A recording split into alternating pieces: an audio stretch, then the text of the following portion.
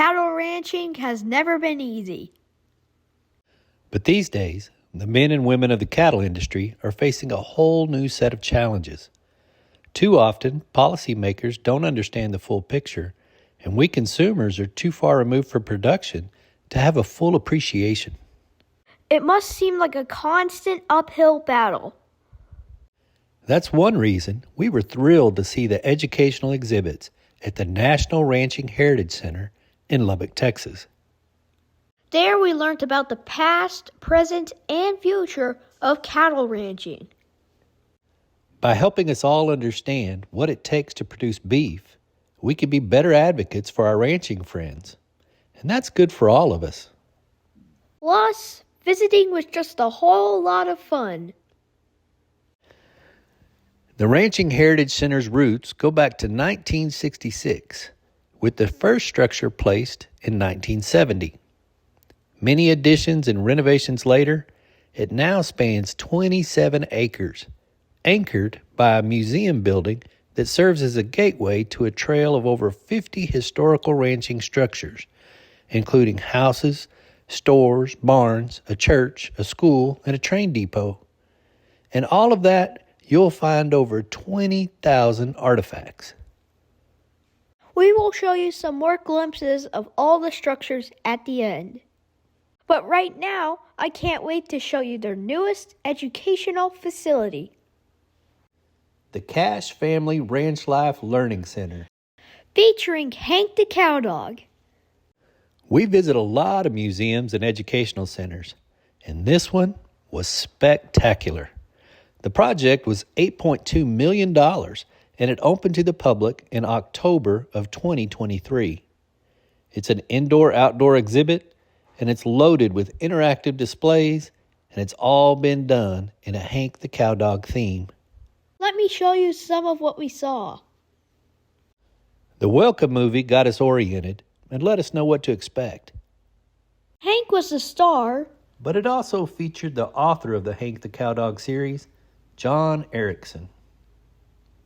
Next, we learned about prairie ecology, including the types of prairie, like the tallgrass prairie we often visit close to home.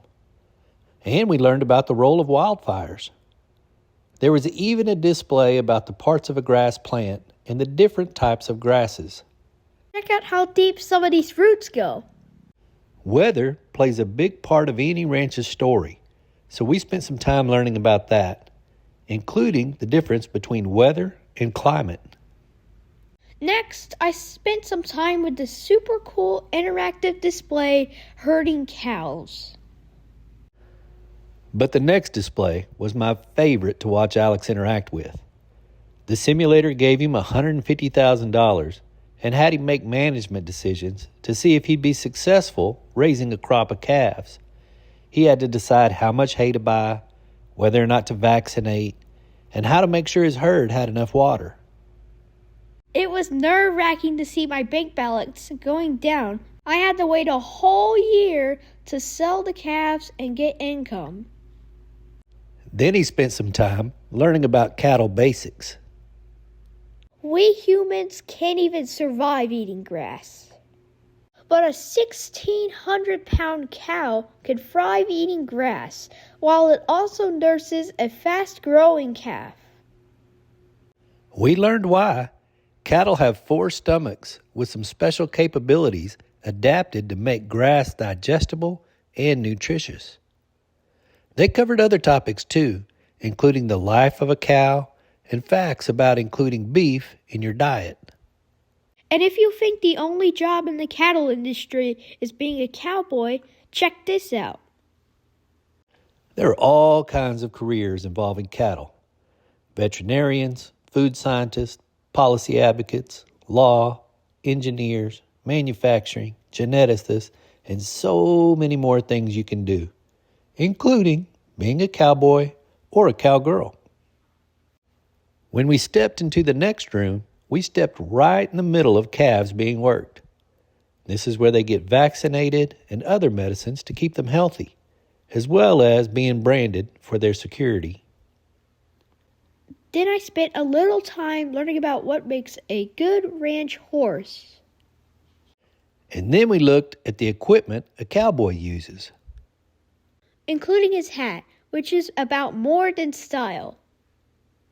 If you haven't seen our video on how cowboy hats are made, look in the description after this video is over. We'll put a link down there for it. And while you are poking around down there, hit the like and subscribe buttons. Plus, leave a comment. We always appreciate the feedback. Then it was time to go see the outside displays, which was a scaled down model of Hank the Cowdog's home, the M Cross Ranch. That red ranch truck was sweet. I got to experience window cranks and sit behind the steering wheel and pretend I was driving. There was a ranch house. It had a slew of toy trucks and trailers to play with. They had the machine shed and horse barn with lots of displays about equipment and horse care. It even had a real cowboy teaching folks how to saddle and groom a horse. Well, I thought he was real, but he turned out to be a hologram. Then we went into the cake house, where they mix up feed for the animals. It had all sorts of information about animal nutrition. We also visited displays on ranch wildlife, water resources and management, how a windmill works, and an amphitheater where sometimes real cowboys do real demonstrations with real horses. Exploring this place really does help me better understand ranch life. And it increases my appreciation for the people who do this work. I know the donors and the designers of this exhibit are glad to hear that. They've done an incredible job creating a place to fulfill that mission. It really was awesome, but we have to show you some of the trail of historic structures too.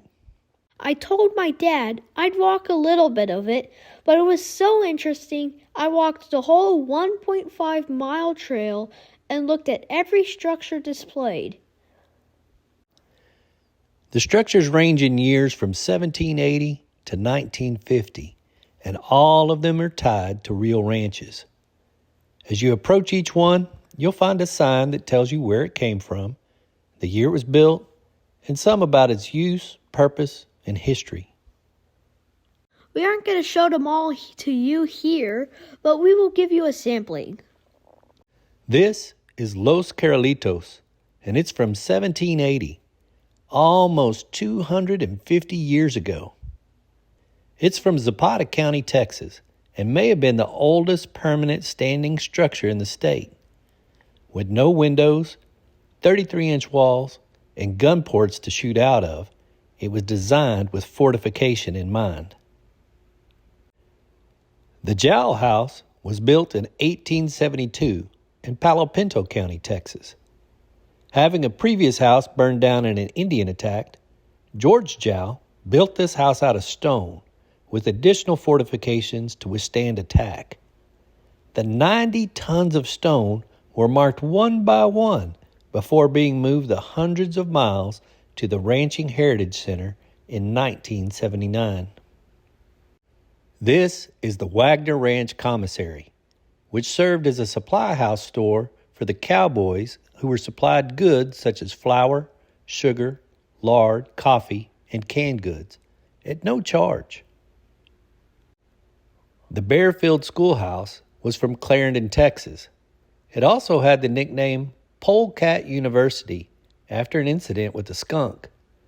In addition to school, these buildings also hosted social gatherings, town meetings, plays, and church. Some communities were big enough to have a dedicated church building, such as the Trinity Mission Church from Spur, Texas. It was built in 1920 on land donated by the Spur Ranch.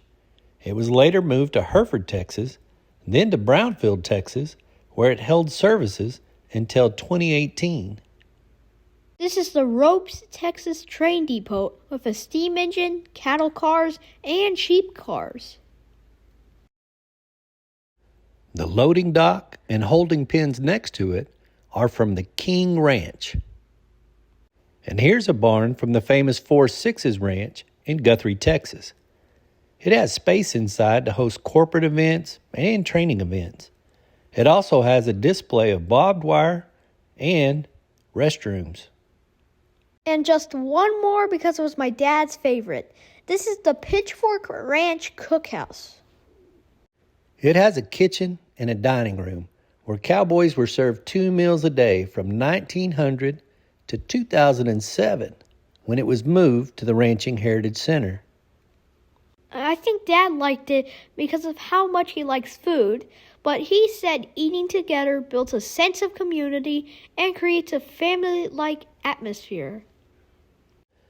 That's just a handful of the many structures you can see at the Ranching Heritage Center. And if you're ever near Lubbock, Texas, you should definitely visit them. It's often cited as the #1 place to visit in Lubbock, and that was before the Cash Family Ranch Life Center that we told you about in the beginning. So you know it's definitely #1 now. You'll learn a lot, and you'll have fun doing it. Thank you, Ranching Heritage Center, and thank you to the 700,000 cattle operations in the U.S., 90% of which are family-owned. We know your job isn't easy, but we sure do appreciate you doing it. See you on our next adventure.